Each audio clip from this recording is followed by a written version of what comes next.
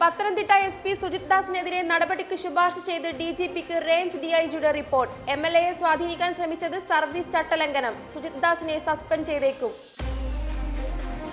ലൈംഗിക പീഡന കേസിൽ മുകേഷിന്റെ മുൻകൂർ ജാമ്യാപേക്ഷ ഇന്ന് കോടതിയിൽ. ജയസൂര്യക്കെതിരായ പരാതിയിൽ നടിയുടെ രഹസ്യമൊഴിയെടുക്കും.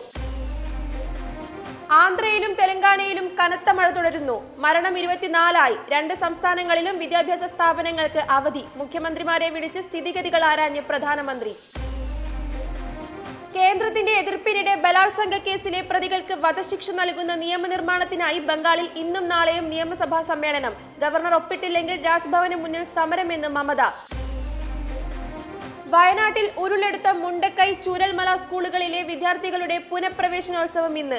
വിദ്യാഭ്യാസ മന്ത്രി ഉദ്ഘാടനം ചെയ്യും. ക്ലാസുകൾ മേപ്പാടി ഹയർ സെക്കൻഡറി സ്കൂളിലും പഞ്ചായത്ത് കമ്മ്യൂണിറ്റി ഹാളിലുമായി.